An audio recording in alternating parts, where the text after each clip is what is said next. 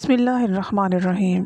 السلام علیکم ورحمۃ اللہ وبرکاتہ۔ معزز ناظرین، حضرت جابر رضی اللہ تعالیٰ عنہ فرماتے ہیں کہ حضور صلی اللہ علیہ وآلہ وسلم کی عادت مبارکہ تھی کہ اگر کوئی دعوت دیتا تو آپ صلی اللہ علیہ وآلہ وسلم رد نہ فرماتے۔ ایک دن آپ صلی اللہ علیہ وآلہ وسلم کو حضرت جابر رضی اللہ تعالیٰ عنہ نے دعوت دی تو آپ صلی اللہ علیہ وآلہ وسلم نے فرمایا فلاں دن آنا۔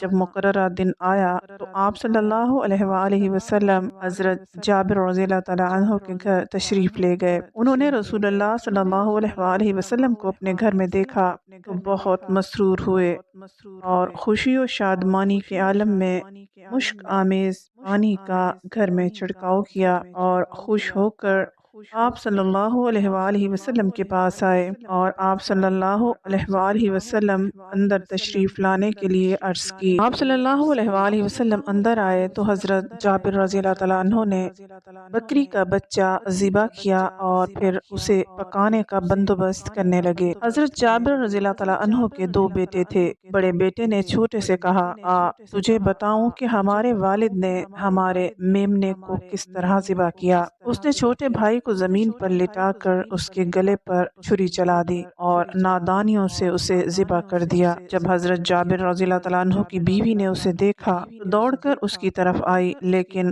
وہ خوف کے مارے مکان کی چھت پر چڑھ گیا۔ ماں اس کے پیچھے پیچھے آ رہی تھی، جس کے خوف سے ڈر کر بچہ چھت سے گر گیا اور گرتے ہی جاں بحق ہو گیا۔ اس صابرہ عورت نے اس واقعہ پر قطعاً رونا دھونا نہ کیا بلکہ صبر اختیار کیا۔ مبادہ حضور صلی اللہ علیہ وآلہ وسلم کی طبیعت اس واقعہ کو سن کر متغیر نہ ہو۔ اس نے دونوں بچوں پر ایک کپڑا ڈال دیا اور کسی کو اس حادثے کی خبر نہ ہونے دی۔ اگرچہ وہ ظاہراً خوش تھی لیکن حقیقت میں خون کے گھونٹ پی رہی تھی۔ بکرے کو بریاں ہونے تک حضرت جابر رضی اللہ تعالیٰ عنہ وہ بھی خبر نہ ہوئی۔ کھانا پکا کر حضور صلی اللہ علیہ وآلہ وسلم کے سامنے رکھا گیا۔ حضرت جبرائیل علیہ السلام نازل ہوئے اور بتایا کہ اللہ تعالیٰ کہتا ہے حضرت جابر رضی اللہ تعالیٰ عنہ کو کہیں کہ اپنے دونوں بیٹوں کو بھی لائے تاکہ آپ صلی اللہ علیہ وآلہ وسلم کے ساتھ کھانا کھائیں۔ حضرت جابر رضی اللہ تعالیٰ عنہ کو حکم ملا تو فوراً گھر گئے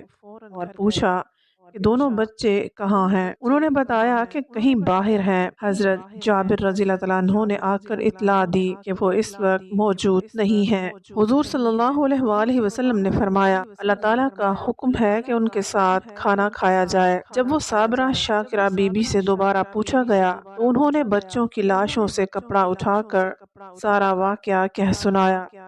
دونوں روتے روتے حضور صلی اللہ علیہ وآلہ وسلم کے پاس آئے۔ سارے گھر میں کوہرام مچ گیا۔ حضرت جبرائیل علیہ السلام نے آ کر کہا، یا رسول اللہ صلی اللہ علیہ وآلہ وسلم، آپ ان بچوں کی لاشوں پر کھڑے ہو کر دعا کریں، زندگی اللہ تعالیٰ دینے والا ہے۔ حضور صلی اللہ علیہ وآلہ وسلم تشریف لائے اور بچوں کے لیے دعا فرمائی۔ وہ اسی وقت اللہ کے حکم سے زندہ ہو گئے۔ اسی سن میں حضور صلی اللہ علیہ وآلہ وسلم عمرے کی غرض سے مکہ روانہ ہوئے۔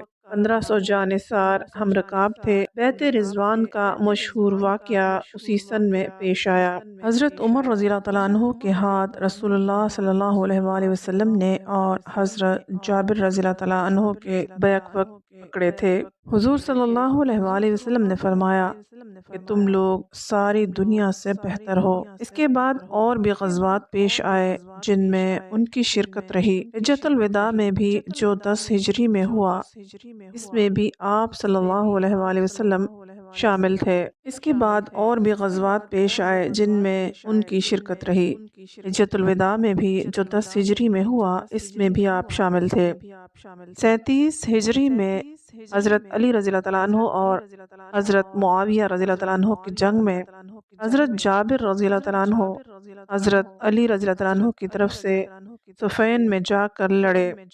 حضرت جابر رضی اللہ تعالیٰ عنہ کو حدیث کا اتنا شوق تھا کہ ایک ایک حدیث سننے کے لیے مہینوں کی مسافت کا سفر طے کرتے تھے۔ حضرت عبداللہ بن انیس رضی اللہ تعالیٰ عنہ کے پاس ایک حدیث تھی، وہ شام میں رہتے تھے۔ حضرت جابر رضی اللہ تعالیٰ عنہ کو معلوم ہوا تو ایک اونٹ خریدا اور ان کے پاس جا کر کہا کہ وہ حدیث بیان کیجئے۔ میں نے اس لیے عجلت کی کہ شاید میرا خاتمہ ہو جاتا اور حدیث سننے سے رہ جاتی۔ اللہ تعالی ہم سب کا خاتمہ ایمان پر فرمائے، آمین۔